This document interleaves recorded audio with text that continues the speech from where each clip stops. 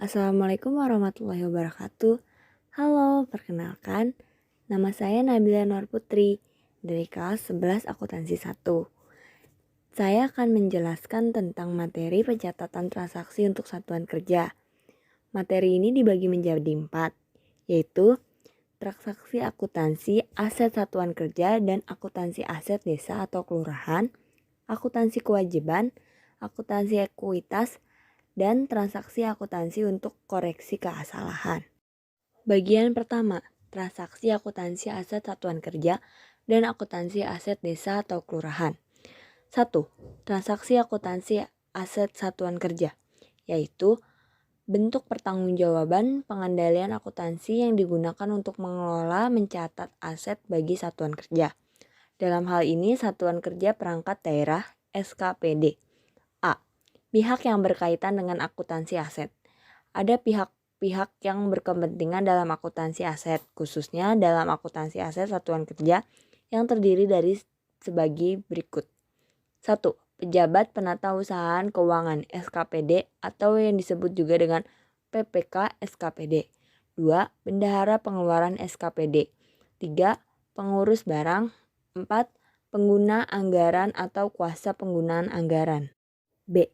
Dokumen yang dibutuhkan dalam akuntansi aset.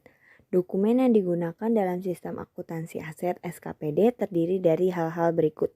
1. Berita acara serah terima barang atau pekerjaan BAST. 2. Faktur dan kwitansi pembayaran. 3. Surat perintah pencairan dana SP2D-LS. 4. Surat keputusan pengelolaan barang tentang penghapusan aset. 5. Berita acara penyerahan barang. 6. Bukti memorial atau dokumen lainnya yang dipersamakan. C. Jurnal untuk akuntansi aset. 1. Penambahan aset tetap. 2. Penyusutan aset. 2. Transaksi akuntansi aset desa. Dalam akuntansi aset desa, pencatatan untuk transaksi yang mencerminkan hak dan kewajiban dari pemerintah desa pada akhir tahun anggaran berupa pencatatan piutang ataupun utang yang dilakukan pada setiap tahun atau karir periode akuntansi. Suatu pencatatan atas pengakuan aset yang muncul dari transaksi pembiayaan yang dilakukan oleh pemerintahan daerah dinamakan prosedur akuntansi aset pada satuan kerja SKPPKD. Contohnya yaitu adalah pengakuan atas investasi jangka panjang. Aset yang perlu Anda ketahui yaitu sebagai berikut. A. Aset lancar. B. Aset tidak lancar. Standar jurnal untuk akuntansi aset dilakukan melalui jurnal. Dalam hal ini, proses pencatatannya dilakukan bersamaan dengan jurnal yang berkaitan dengan rekening realisasi anggaran. Sebagai contoh, pemerintahan Desa Maju Makmur menambahkan aset tanah dengan membelinya secara kredit. Maka bentuk pencatatan akuntansinya sebagai berikut, yaitu aset Pemdes atas utang belanja modal. Selanjutnya, dilaksanakan proses pembayaran perolehan aset tetap tersebut dengan pencatatan sebagai berikut. Utang belanja modal atas R atau K desa, belanja modal atas perubahan SAL. Apabila dilakukan pembelian secara tunai, maka pencatatannya jumlahnya sebagai berikut. Aset Pemdes atas kas desa. B. Akuntansi kewajiban. 1. Akuntansi kewajiban untuk satuan kerja. Suatu bentuk pertanggungjawaban peradilan akuntansi yang digunakan untuk mengelola dan mencatat kewajiban disebut sistem akuntansi kewajiban SKPD. Penyebab kewajiban SKPD dapat muncul yaitu adanya perikatan kepada pihak ketiga, perikatan dengan pegawai yang bekerja dengan pemerintahan, kewajiban kepada masyarakat, alokasi atau realokasi pendapatan ke entitas lain. Sifat dari kewajiban ini yaitu mengikat dan dapat dipaksakan secara hukum sebagai konsekuensi atas kontrak atau peraturan perundang-undangan. A. Pihak terkait dalam akuntansi kewajiban satuan kerja. Beberapa pihak yang terkait dalam sistem akuntansi kewajiban SKPD yaitu 1. Pejabat pelaksanaan teknis kegiatan PPTK. 2. Pejabat penatausahaan keuangan SKPD PP SKPD. 3. Penggunaan anggaran atau kuasa penggunaan anggaran PAKP. B. Dokumen yang digunakan dalam sistem akuntansi kewajiban SKPD ada beberapa dokumen yang digunakan sebagai berikut. 1. Perkada tentang kebijakan akuntansi. 2. Nota pembelian. 3. Berita acara serah terima BAST. 4. Surat tagihan. 5. Surat perjanjian kerja, SPK, kontrak, faktur. 6. Kwitansi. 7. SP2D, UP, GU, TU. 8. SP2D, LS. 9. Surat pernyataan PA atau KPA tentang tanggung jawab PA terhadap laporan keuangan SKPD. C. Jurnal standar. Pencatatan terjadinya utang dan pembayaran utang merupakan bagian dari akuntansi kewajiban SKPD. 1. Pengakuan beban pegawai belum dibayar. Jurnalnya, beban pegawai atas utang belanja pegawai. 2. Pengakuan beban jasa yang belum dibayar.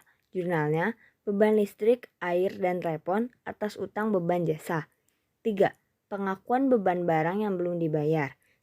Apabila menggunakan metode persediaan periodik, jurnalnya, beban persediaan obat-obatan atas utang beban obat-obatan. Apabila menggunakan metode persediaan perpetual, jurnalnya yaitu persediaan obat-obatan atas utang beban obat-obatan. 2. Akuntansi kewajiban pemerintahan desa. A. Penggolongan kewajiban. Ada 2 penggolongan kewajiban pemerintahan desa, yaitu 1. Kewajiban jangka pendek. 2. Kewajiban jangka panjang. 2. Pengakuan dan pengukuran kewajiban. 1. Pengakuan kewajiban. Apabila besar kemungkinan pengeluaran sumber daya ekonomi akan dilakukan untuk menyelesaikan kewajiban yang ada sampai saat ini, dan kewajiban tersebut dapat diukur dengan andal, maka kewajiban pemerintah desa diakui. 2.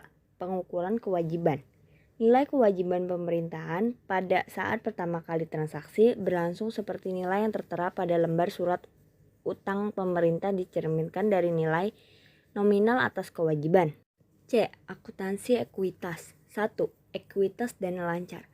Ekuitas dana lancar adalah selisih antara aset lancar dan kewajiban jangka pendek. Pada akhir periode, akuntansi diakui adanya ekuitas dana lancar yang berasal dari SILPA yang melalui jurnal penutup pada saat ditetapkan yang akan ditransfer ke akumulasi SILPA dan yang digunakan sebagai pengeluaran pembiayaan. 2. Ekuitas dana investasi. Pencerminan ekuitas dana investasi yaitu kekayaan pemerintah yang tertanam dalam investasi jangka panjang, aset tetap, dan aset lainnya dikurangi dengan kewajiban jangka panjang. Ekuitas dana investasi diakui selama periode akuntansi bersamaan dengan pengakuan investasi jangka panjang, aset tetap, aset lainnya, dan kewajiban jangka panjang. Suatu pengukuran ekuitas dana investasi mengikuti pengukuran yang dilakukan terhadap investasi jangka panjang, aset tetap, dan aset lainnya, dan kewajiban jangka panjang.